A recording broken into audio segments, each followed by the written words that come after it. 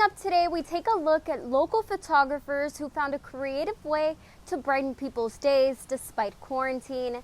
Next, we learn about the latest form of online trolling, Zoom bombers.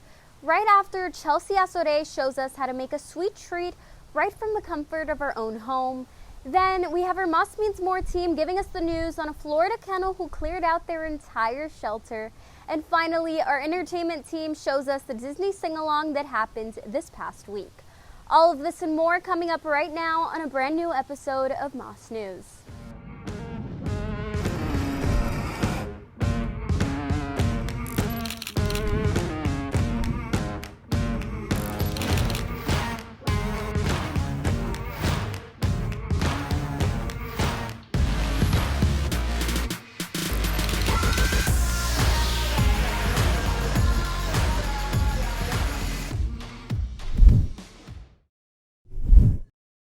Good morning, Miami Art Studio. Welcome back to another episode of Moss News. My name is Maria Borges, and let's jump right into our first story today, where we're highlighting local photographers who found a unique way to continue practicing their craft while empowering families at the same time.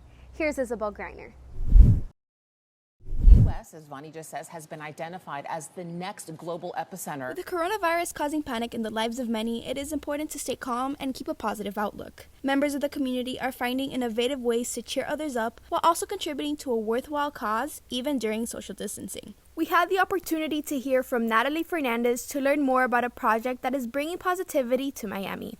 This project was started by JC Productions. I heard that they were doing portraits of people on their front steps in order to be able to donate masks to those on the front lines. And I love the idea, and I asked them if they needed help photographing, and they said they did. So I jumped in on the project. The Front Step project, being run by Jen, Caddy, and Natalie of JC Productions and Nat Marie Photography, is here to remind everyone to be loving and kind even during these difficult times.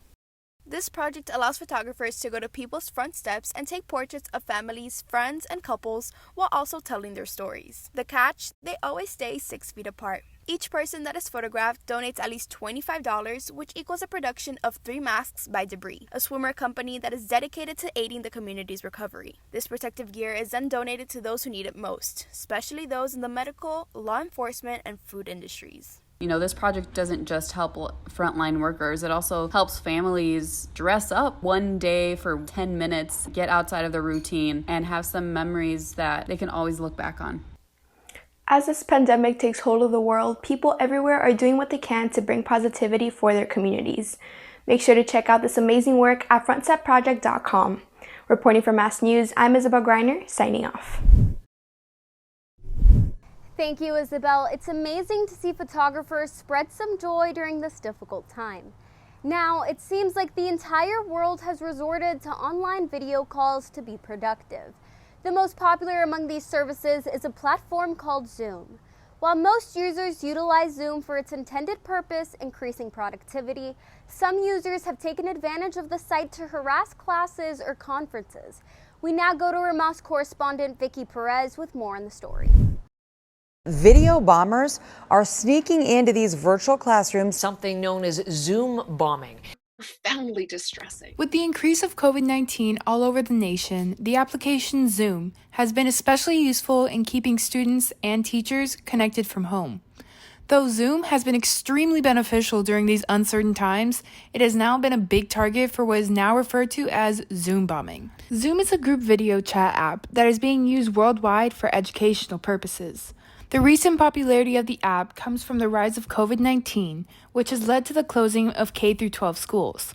I am declaring an emergency closure of all schools for the week beginning March 16th. According to an article by WSVN, the FBI issued a news release regarding a potential threat to the app.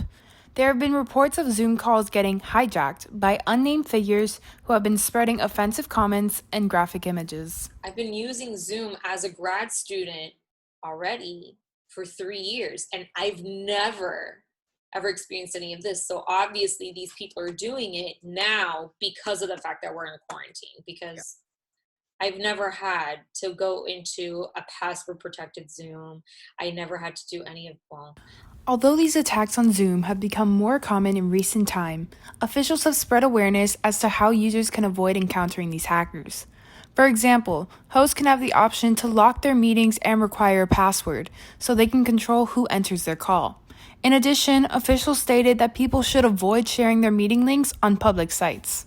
As distance learning pushes traditional teachers to use digital platforms for instruction, it is more important now than ever that they stay informed on how to properly operate Zoom and other tools that make online learning both easy and safe to use. For Mass News, I'm Vicky Perez, signing off. Thank you, Vicky. With a little more free time to do what we want, it seems like many people are bringing out their inner chef as a way to both learn a new skill and keep themselves entertained. If you're looking for a tasty snack and to learn something new during this quarantine, try out this recipe for banana bread French toast. Here's Chelsy Asorey showing us how to make this delicious sweet treat. Hey guys, it's Chelsy, and today I'm going to be showing you how to make banana bread French toast. The ingredients you will need are your banana bread mix, 2 bananas, 2 eggs, 1/3 cup of water, melted butter, vanilla, and milk. So your first step is to pour your mix into a bowl. Then you have to cut up your bananas and mash them. So then you're going to want to pour your mashed bananas inside of the mix. Slightly beat your egg until it's a little bit scrambled. So once you pour in your eggs in your water, you're going to want to whisk until the powder is all gone.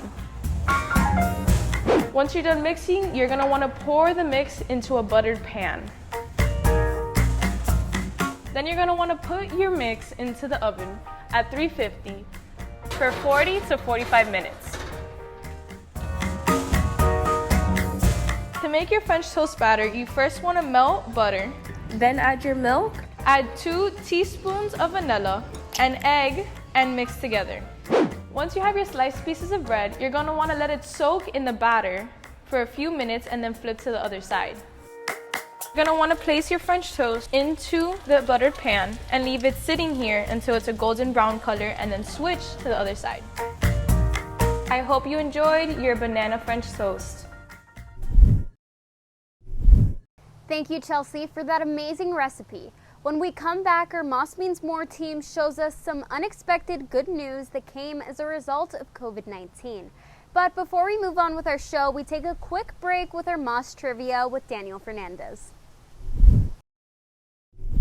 Good morning, teachers and students. My name is Daniel Fernandez, and I will be quizzing you in this week's Moss Trivia.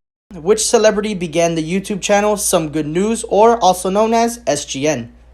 Is it A, Ryan Reynolds, B, John Krasinski, C, Keanu Reeves, or D, Hugh Jackman? The correct answer is B, John Krasinski. To the closure of aquariums, which aquarium let 2 puppies run around and explore the grounds of their establishment? Is it A, Chicago, B, Miami, C, New York City, or D, Georgia? The correct answer is D, Georgia. Which princess in Europe stepped down from her political duties to assist the nurses and doctors in an attempt to reduce coronavirus numbers? Is it A, Princess Sophia of Sweden, B, Princess Marie Chantal of Greece, C, Princess Beatrice of York, or D, Princess Eugenie of York? The correct answer is A, Princess Sophia of Sweden. That is all for this week's Moss Trivia. Leave a comment down below saying how many you got right. As always, I'm Daniel Fernandez. Back to you, Maria. Thank you, Danny. Now, an unexpected turnout resulting from COVID-19 that's got everyone barking up a storm is that a local animal shelter has, for the first time ever, found a home for all their animals. Here's Eli Aleman with the story. Although the coronavirus has brought upon a lot of negative aspects into our world, there is always a silver lining hidden underneath. Hi everyone, my name is Eli Aleman, and you're watching Mass Means More. Due to the mandatory stay-at-home orders that have been placed in all 50 states, many have decided to adopt new pets, causing many adoption centers to have no in-house animals and empty shelters. It feels good knowing that I had such a big impact on their life, because a lot of these dogs, they come from the streets or they come from a bad home, and knowing that like you have the possibility to change a dog's life, I think is amazing. Like, these dogs like desperately need a home, and they're not in it for the money. They're really in it for like the service and like what you're giving back. Obviously, being a pet owner was a thing way before the coronavirus, and many pet lovers all over the country are happy to see so many animals meet their forever owners and go into their forever homes. Seeing so many dogs, cats, and other animals go into happy homes really goes to show you that even in spite of a global pandemic, there is always something to smile about. Reporting from Maspings More, this has been Ellie Alemán. Thank you, Ellie. It's so great to see all those animals found a new home. Now we head on over to Julian Sandoval with the weekend weather forecast. Good morning, teachers and students. I'm Julian Sandoval, and I'm here reporting your weekend weather forecast from home. Today is April 24th, and we're having highs of 90 degrees and lows of 78. But you might want to rethink taking that morning stroll because there is a possibility of having thunderstorms. Tomorrow on April 25th, we're going to be having highs of 87 and lows of 78. But there might be a chance of having thunderstorms all day as well. Thankfully, we're supposed to be indoors anyway. And lastly, on Sunday, April 26th, we're having highs of 85 and lows of 73. Make sure to stay safe and be 6 foot apart. I'm Julian Sandoval. Now back to Maria. Thank you, Julian. Now, finally, we have our entertainment team showing us the Disney sing-along that happened this past week and what Disney is doing to spread joy during this time. Here's Dasani and Amanda with the story. During this time of uncertainty, we can all use some faith, hope, and some pixie dust in order to help us move past this. Last Thursday night, ABC aired the Disney Family Sing-Along, a special featuring various celebrities coming together to sing some Disney tunes.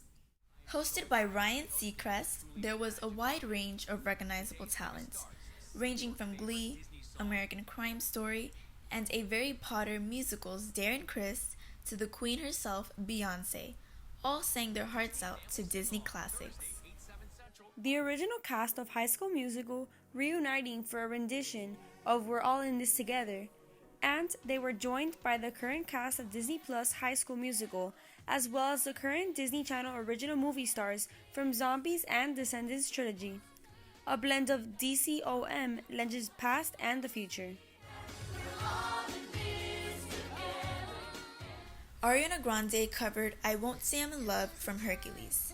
Miss Grande sings not just Meg's part, but all the music's parts, with separate cameras for each, which was pretty amazing and changed the overall quality of her performance.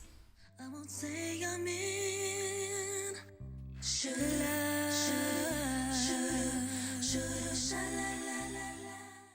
If you could not tune in to AB's Disney Family Sing-Along, feel free to search it up on YouTube, Disney Plus, or ABC's website to see how you can rewatch it, so you can get yourself a little entertained during this quarantine time. That's right, Dasani. Also, thanks to the Disney Sing-Along, families across the country were able to sing along and enjoy an evening of Disney music magic and open doors to a different form of entertainment for many of us during these rough times. My name is Amanda Felipe. My name is Dasani Beasley, and thank you for watching this special edition of Mass Entertainment.